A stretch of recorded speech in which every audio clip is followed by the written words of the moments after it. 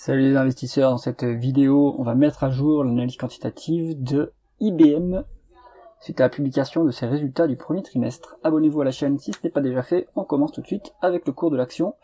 Donc on voit que finalement on n'est pas si loin des plus hauts sur IBM, donc on est en train de rebondir un petit peu. Alors après la publication du résultat du premier trimestre, j'ai l'impression qu'on a quand même un peu décroché. Bon, est-ce que le timing est opportun pour rentrer sur IBM? On regarde ça ensemble. Alors, on va se mettre en 12 mois glissants, puisqu'on doit avoir le dernier trimestre, c'est bien ça, on a bien le dernier trimestre qui est disponible sur l'agrégateur.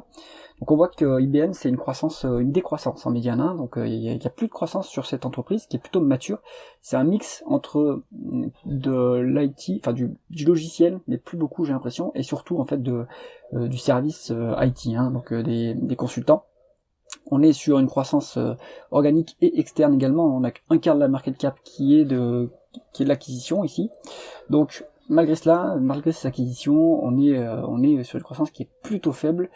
Sur le dernier trimestre, on a fait 1,2% de croissance. Donc bon, ça stagne plutôt chez IBM.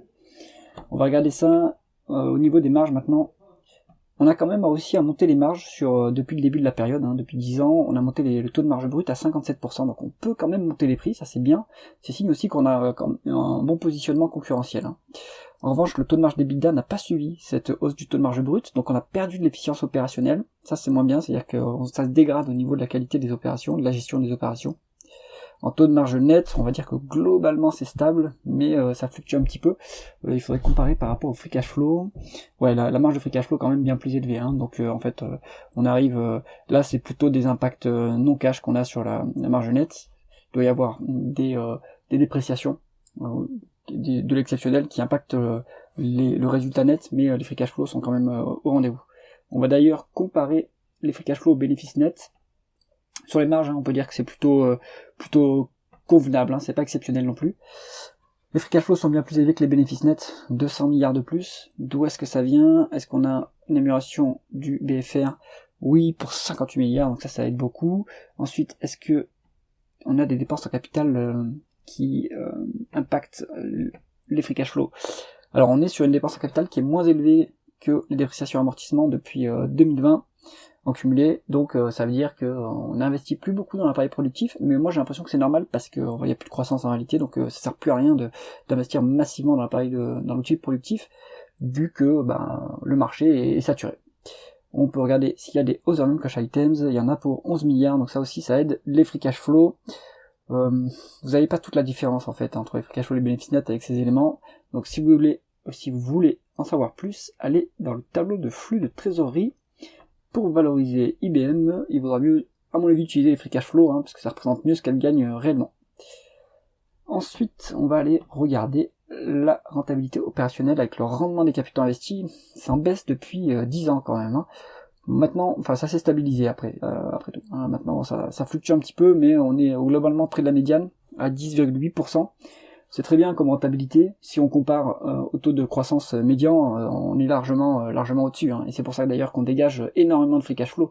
C'est qu'au final, on n'a plus besoin de réinvestir dans la société pour avoir de la croissance, parce qu'il n'y a plus de croissance. Donc ça va faire du cash qui va nous servir à désendetter l'entreprise, rémunérer les actionnaires, faire des acquisitions.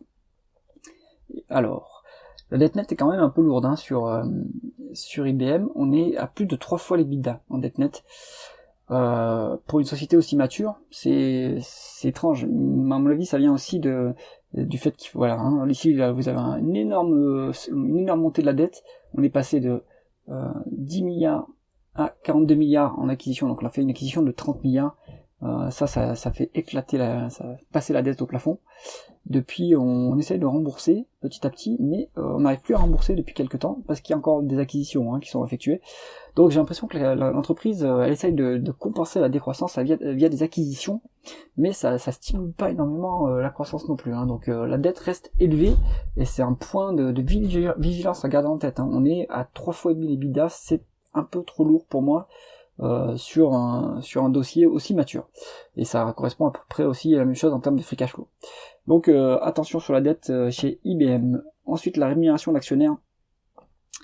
C'est aussi pour ça qu'on se désendette pas, on verse un dividende qui est à la moitié des free cash flow. Bon, c'est soutenable hein, comme niveau, mais bon, on a peut-être besoin de rembourser la dette avant.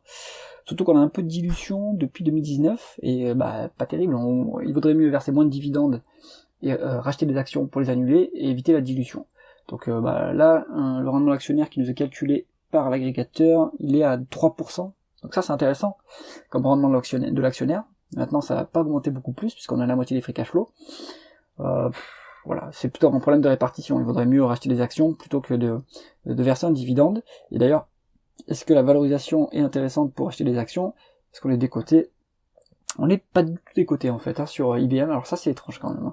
Moi je comprends pas pourquoi on a une telle valorisation, alors que le dossier est endetté, qu'il n'y a plus de croissance, et que la rentabilité est plutôt moyenne, pas exceptionnelle pour une boîte américaine, donc pas de décote sur le dossier. Conclusion pour IBM, c'est pas très qualitatif, et même pour un rentier, quelqu'un qui veut plutôt du dividende, du rendement de l'actionnaire, il y a peut-être mieux à faire ailleurs. D'ailleurs, 3% c'est pas mauvais, c'est on va dire, mais si on compare à une obligation américaine à 10 ans, elles sont à 4,4%.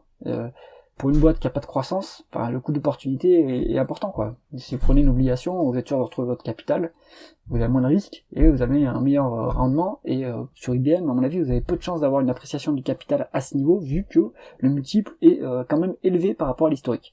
Donc on est survalorisé sur IBM, je pense qu'il vaut mieux s'en tenir à l'écart. J'espère que cette analyse vous a intéressé, si c'est le cas, mettez un pouce vers le haut et pensez à vous abonner à la chaîne. À bientôt.